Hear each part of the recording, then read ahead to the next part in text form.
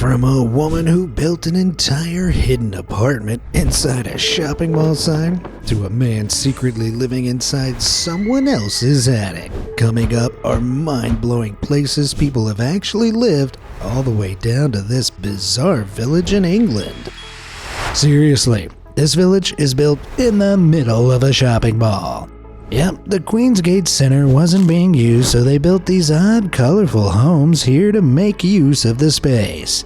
You can snag one for just over $160,000, though if you want to see any sunlight, you'll have a lot to contend with. The apartment windows are nestled behind the mall windows. Good? The whole vibe is super eerie, with the houses themselves looking more like dingy dollhouses. It reminds me of the Lantern of Chagrin Valley. The what? Built to resemble a 1940s village, this wildly unique assisted living home in Ohio is designed for dementia patients and features tiny houses with porches and a grass green carpet for flooring, all inside a huge main building. The ceilings are painted sky blue and fitted with fiber optics that mimic daylight and stars, all designed to help residents feel at home, while ensuring they're completely safe. But you ain't seen nothing yet. Each of these homes is crazier than the last, and that woman living in a mall sign is coming right up. But first, if you're house hunting in London, UK, safety costs a lot of money, and 28-year-old artist Harrison Marshall couldn't afford it. However, in January 2023, he had a truly wild brainwave. Marshall was part of Skip Gallery, an architectural company that repurposes old skips, British for dumpsters. So why not turn one into a house? And that's exactly what he did. It took him a month to build, adding to the skip and transforming it into a structure that stood 11.5 feet high and just over 14 feet wide at its broadest point. The frame was clad in cedar shingles and the roof was made from recycled plastic and aluminum. Clever? Yes, but luxurious it was not. For the first 6 weeks there was no electricity, so no heating. One time the damp got so bad that Marshall lifted his mattress to find the floor underneath rotting. Ugh. As for the basics, he relied on a portable toilet outside and used a kindly neighbor's hose for daily drinking and washing up water whilst he showered at work or the gym. Cooking was just as minimal. He only had a single hob, which meant lots of one-pot wonders. Though surprisingly, it helped Marshall's love life, at least in the beginning. The skip house made for a great conversation starter on dating apps, but things became tricky if a relationship got serious. Even so, there's no denying how cheap it was. It cost £950 for the skip itself, around £4,000 to fix it up, so that's about $6,500 for an entire home. Unheard of in the Big Smoke. But what about the land it resided on? Well, an arts charity had managed to secure Marshall a patch of wasteland in Bermondsey, southeast London, as well as covering the cost of the toilet. So actually living there cost Marshall nothing. He ended up staying for a year and, despite the challenges, grew to love the place. It's you, huh? Now let's go down to Newport, Wales. There you'll find a lighthouse farm, where 4 old shipping containers once stood. Only these weren't just any containers. They made a vast interlocking home for one Stephen Gibbons. See, after his divorce in 1992, Stephen needed a place to stay. Luckily, he'd inherited a 3-acre plot of land from his father and already owned some shipping containers. So he decided to turn them into his home. The interior was surprisingly cozy, complete with a fireplace, furniture, and a whole lot of clutter from Gibbons' hoarding habits, including a collection of stuffed birds. It was fully insulated, had electricity, and even a septic tank. Lush. Though there was one setback to the unique setup. It had no windows. Despite that, Gibbons lived happily in his unusual home for the next 30 years and partially raised his children there. But in January 2021, Newport City Council came calling, and it wasn't for tea. They served him a notice ordering him to vacate the premises, claiming he didn't have planning permission and was running an unregistered car repair business. Gibbons was stunned. He insisted that he'd never tried to hide his home from planners and denied being a repairman. He'd only ever fixed one broken tractor in the whole time he'd lived there. But his protests fell on deaf ears. The council went on to rule that he'd illegally converted the land from an agricultural site into a home, and that was a big no-no. In September 2022, they gave him 6 months to get out of there. He tried to appeal their decision on the basis that he'd lived there for so long, but trying to elicit empathy from the council was like a deer trying to woo a wolf. Gibbons lost everything. He spoke of the injustice, how his home had never hurt anyone, and how broken he felt. To add insult to injury, he needed to return the land to its original condition and was forced to pay £8,000. That's over $10,000 on top of this. Wow. With few options left, Gibbons even considered putting his house on wheels just to get around the planning laws. As for who squealed to the council in the first place, Gibbons had his suspicions. There were a few people he'd fallen out with over the years. Even so, other locals came out to support him. Gibbons had done his fair share for the community. He helped organize a local relief group during the pandemic, kept fly tippers' trash off his neighbor's drive, and even wrangled an escaped bull. Sounds like a hero to me. So what happened to him? I don't know. I tried contacting Jonathan Hill, a reporter from Wales Online who interviewed him, but even he didn't know. Rats. And it's not just Gibbons who's been making shipping containers his home. In 2013, there was an entire village in Guizhou on the outskirts of Shanghai where families of migrant workers lived in 18 makeshift containers stacked on top of each other. See, millions of rural workers flock to cities for jobs but can't afford the extortionate housing prices. So some of them rent container homes. Several such villages existed, but for the one in Guizhou, people paid just over $80 a month to their landlord, Zhang Baofa. Baofa bought the containers in 2010 after realizing he could use them to bypass Shanghai's strict construction laws. Constructing a building requires approval, but the containers didn't. Reportedly moved by the migrants' plight, he turned the containers into a small village and offered cheap rent.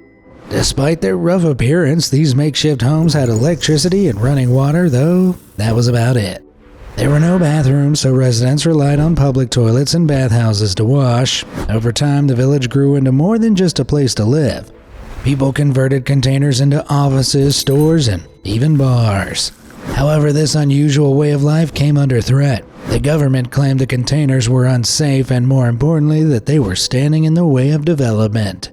Across Shanghai's outskirts, residents were evicted and the container towns were demolished.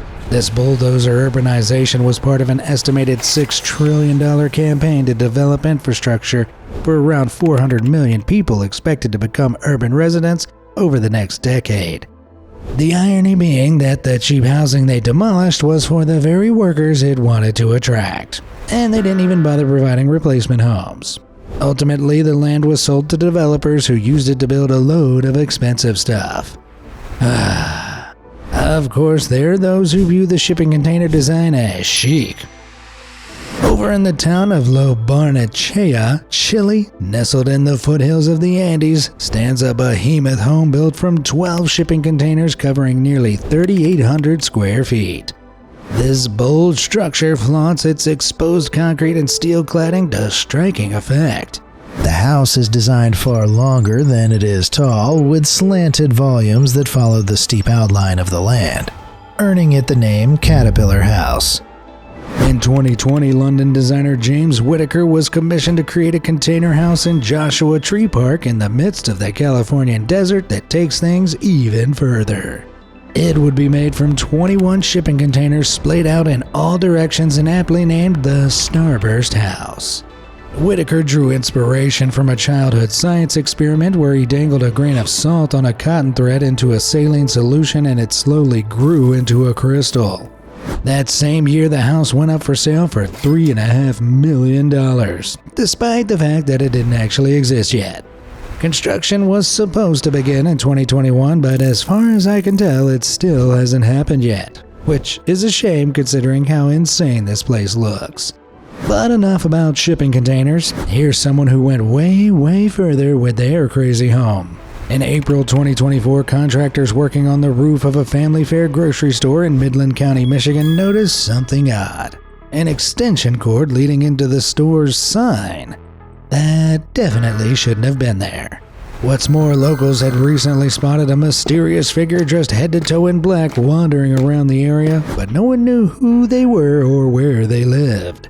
Bewildered, the store manager suspected the figure had been living inside the sign and had no choice but to call the cops.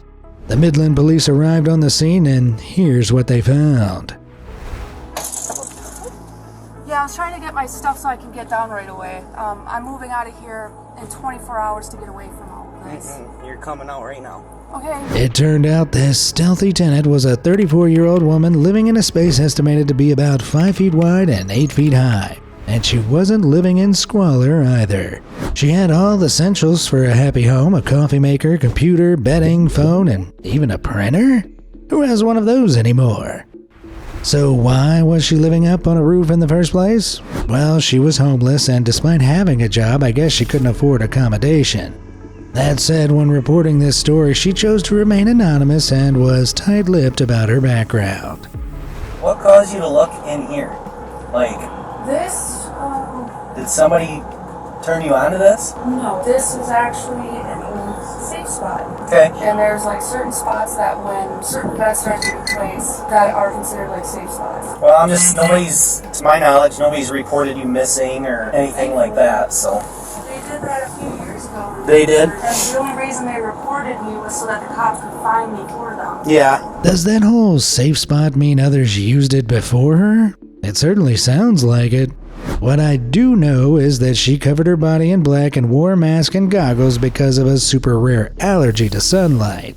Damn, that's rough. But it meant that dark hideaway was the perfect living quarters for her. Hold on though, how did she get up there in the first place?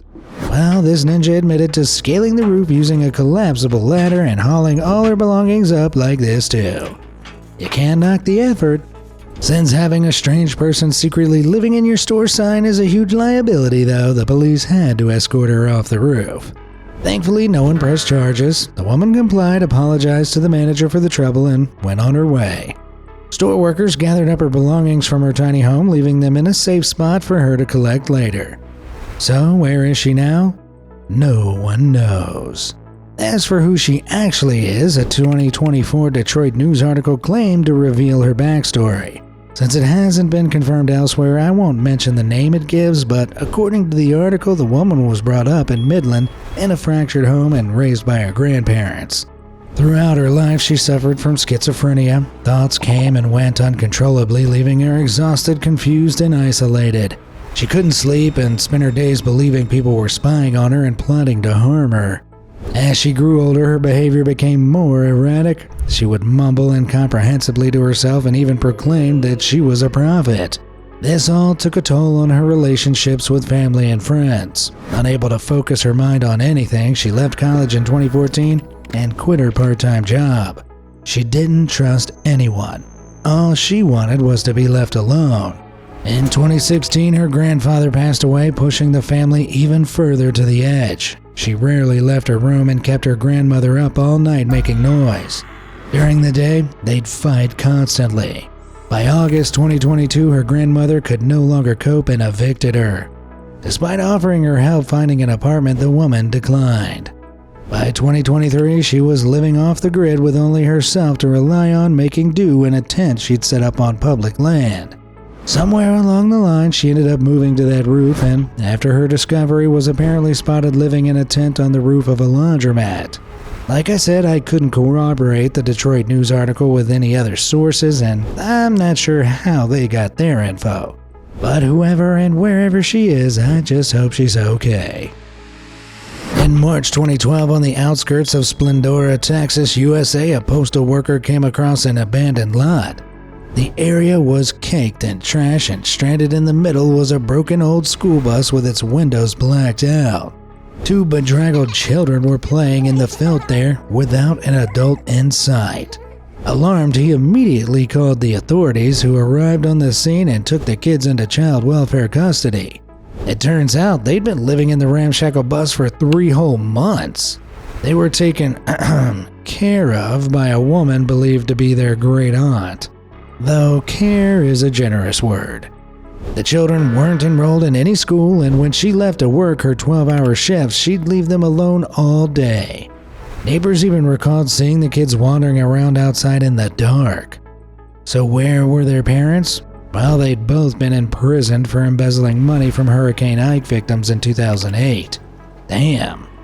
Inside, the bus wasn't all bad. It had a bathroom, electricity, internet access, TV, air conditioning, and bunk beds for the children. Apparently, it was only supposed to be a temporary home while an actual house was being built on the site. Regardless, leaving young kids on their own in any circumstance is totally inexcusable. That story was a lot. Time to release some tension. We all love toilet time, but in 2006, 35-year-old Pam Babcock from Ness City, Kansas took it to the extreme. After fighting with her boyfriend one day, Pam hid in the bathroom of his mobile home and refused to come out. Hours became days, weeks became months, and Pam only got more elusive. It became part of the couple's daily routine. She'd wash in the bath and change her clothes while her boyfriend, 36-year-old Kerry McFerrin, would bring her food and drink.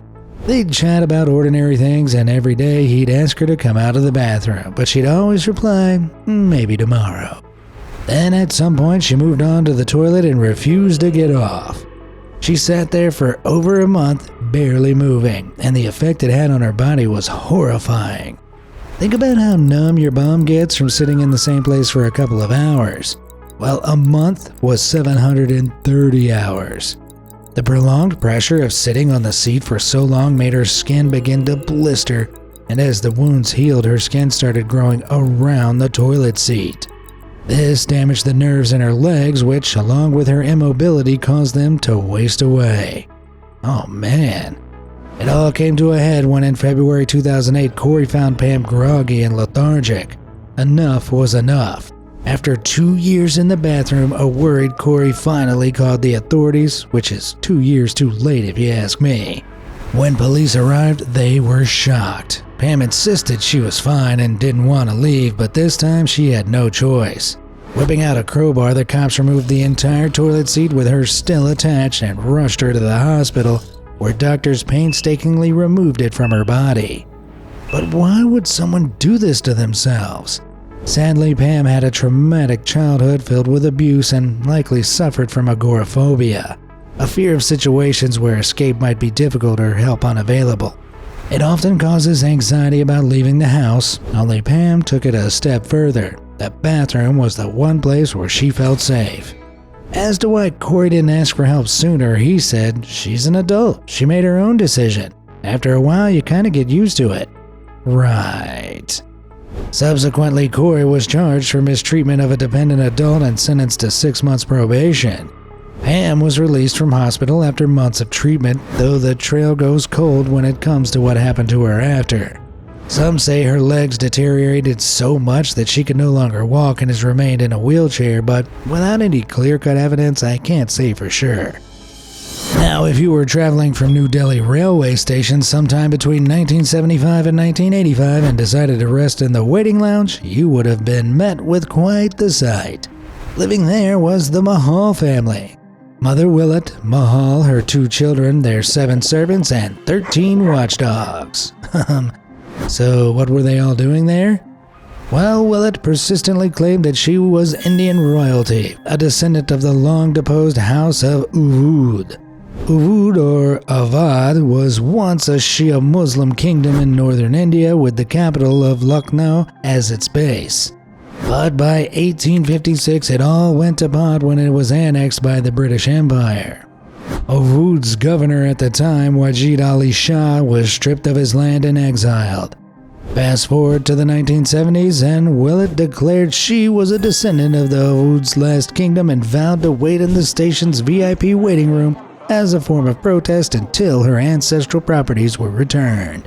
She had the lounge draped in all the fineries you'd expect from royalty, carpets, potted plants, a silver tea set, and Willett expected to be treated like royalty too. Even her own children called her Your Highness. If someone wished to speak to her, they would be told to write it down on a note. A servant would then deliver it to her on a silver platter and read the message aloud. Her occupation of the lounge was illegal, but any railway official was quickly chased off by her dogs, and she met any eviction attempt with a threat to down a bottle of snake venom. That's one way of dealing with it. Even so, throughout these years, the government insisted that she had no right to a palace, plus her actual claim to Oghuz lineage was shaky at best. Nonetheless, many Shia Muslims in Lucknow were convinced and moved to tears by the return of their queen. This, it turns out, was all it took. Officials feared the wrath of the Shias in Lucknow if they thought that their queen was being mistreated, and in 1984 finally yielded, offering her 10,000 rupees to buy a home. A lot of money at the time. But she said it was too little, so they offered her a 4-bedroom house. She said it was too small. For her stubbornness, Prime Minister Indira Gandhi awarded the family Malka Mahal, a red stone hunting lodge on the edge of New Delhi built way back in the 1200s. But it was far from a happily ever after. The house was a dark, crumbling relic with no electricity, lost in the forest far from any community. Willett and her 2 children lived there in poverty until one by one they passed away and the Mahal lineage was no more. Yet there's more to this story. In 2019, New York Times journalist Ellen Berry investigated the family and met the last remaining member, Prince Cyrus, before his death. Berry discovered that despite their very heavy insistence, the family were of no relation to Oghuz royalty at all. It turns out Williat was actually a housewife from India who moved to Lahore, Pakistan after the partition of India, when India became 2 countries. Heck, Prince Cyrus's real name was Mickey Butt. If that's so, why did Willett protest in a train station for 10 years? Well, after moving to Lahore, Willett longed for the country of her childhood. She also had a history of mental illness. After her husband died, she'd spent 6 months in a mental hospital. Once she was released, she adopted her new persona as Queen of Oghuz and gave her kids ones to match. Then she packed up all their belongings and returned to India. But wait, if she wasn't really a royal, how do you explain all the servants and her dogs? Well, the servants were probably volunteers who also longed for the India of old and bought into Willett's story. She was very persuasive. As for all the dogs, in all likelihood they were just strays that she took in and cared for. Man, what an amazing story. But let's crank the creepy factor up now. In 2008, in the town of Kasuya, Japan, a 57-year-old man was living alone in his house, except he was confused. Over the past few months, food had been mysteriously disappearing from his kitchen. Suspecting he was being burgled, he set up a CCTV camera to spy on the room at night. When he looked back at the footage, what he saw made him sick to his stomach. The camera feed showed a strange woman creeping through his home in the dead of the night. Anyone else just shudder? Ugh. Terrified, the guy called the cops who proceeded to search his place. After sliding open a shelf closet, they found her. A 58-year-old woman curled up on a mattress. The police immediately arrested her for trespassing. She told authorities that she was homeless and quite simply had nowhere else to go. So one night she'd snuck into his house after he'd left it unlocked and ended up living there undetected for around a year. If nothing else, that's impressively stealthy. This story has been misattributed online in many articles and forums with screenshots from a whole different video from 15 years ago. Turns out the images are from footage posted by You Know It Joe in New York back in November 2009. The footage is from a hidden camera Joe had set up where he caught a mysterious woman skulking around his apartment in the twilight hours. Ugh, that's seriously creepy. Worst of all, he caught her stealing his food and urinating in his sink. In June 2025, he posted update videos from shortly after that first clip. Apparently, she'd made a nest for herself in the loft, and as he climbed up to confront her, she lunged at him, throwing him back off the ladder. Jesus. She was escorted away by police, and her identity remains a mystery to this day. His update videos go into more detail as he admits he didn't know her, but the police thought she was there for a few weeks and probably snuck in through the window to rob him. They even said this wasn't the first time something like this has happened. Remind me to install CCTV in my apartment. Still, it's nowhere near as bad as this next story. In 2012, in the city of Rock Hill, South Carolina, USA, Tracy was a single mom taking care of her 5 kids. She kept hearing banging noises coming from her attic, but assumed it was just an animal. Then one time she was in her room when she heard a muddy thump from above. Nails popped out of the ceiling and started falling onto her bed, making her wonder if the house was haunted. The truth was much more disturbing. She asked her older sons and nephew to go up to the attic to see what was there. Peering into the darkness, they saw something move. It was a man sleeping on a makeshift bed made of coats and jackets. Only this wasn't just any random homeless guy. It was Tracy's ex from 12 years ago. She'd broken up with him back then because of his addiction issues and troubles with crime. Heck, he'd only been released from prison 2 weeks earlier, and how on earth he'd managed to sneak his way into the house, let alone the attic, is anyone's guess. The family called the police immediately, but by the time they arrived, the attic ex had fled. Investigating the scene, the cops found bottles filled with feces and urine. Ugh. Worst of all, right above Tracy's room, there was a peephole where he'd been spying on her. Jesus. As far as I know, the man is still on the run. As for Tracy and her family, they couldn't bear to sleep at night for weeks. And honestly, I don't blame them. Now for our final and most insane story. It was 1999 when developers built Providence Place Mall in an effort to revitalize the Rhode Island city. As it was being constructed, a young local artist called Miguel used to walk past the site every day. Only one day he noticed something unusual. A section of the site didn't make sense. Right by the river, there were 2 large walls that almost touched, but not quite, leaving a gap in the middle that led to a large spot where nothing was going on. It looked like some sort of design accident, a strange space that existed purely because of the angles of the other purposefully designed areas around it. Weird as it was, Miguel didn't think much of it and walked on by. But 4 years after the mall was finished, a second set of developers decided that the city's historic district would be the perfect place to revitalize next. Unfortunately, they wanted to tear down the building Miguel lived in to do so. While being displaced would kill most people's motivation, the devastating event actually hit Miguel with a bolt of inspiration, and he returned to that weird void he'd spotted all those years ago. Even though the room was undeniably narrow, it was at least 900 square feet. That's bigger than the average size of a 1-bedroom apartment in New York City. This meant that Miguel was sitting on some prime yet completely free real estate right in the middle of the mall. The hidden space was more perfect than Miguel could have dreamed, and upon seeing how much potential it had, he told his other displaced friends about it and they decided to live there. They cleaned the room of dirt, brought gallons of water, tinned food, and power cords, and then decorated the place with furnishings. With a stroke of ingenuity, they installed a plain utility door to conceal the entrance, making the entire setup look like any other innocuous storage space from the outside. The only thing they were missing was running water, but thanks to the mall's late-night movie theater, even nighttime trips to the toilet didn't look that suspicious. All in all, they had the perfect home. By blending in with the flow of crowds visiting the mall, they could move most of their stuff into this place in broad daylight. They fully expected that mall cops would eventually find them, but as the days turned into weeks and the months turned into years, security never once came knocking. Except one day they returned to the apartment only to discover they'd been well and truly rumbled. Their utility door had been kicked in and their games console had been stolen along with some of their art and a photo album. Weirdly though, nothing else of value had been taken. Not the TV, not the silverware, just the really personal stuff. It became stomach-churningly clear that this wasn't any ordinary break-in, and the worst part was that it was clear someone else knew about the room. Well, time passed and the break-in remained unsolved, so the illegal tenants decided to only enter or leave at night.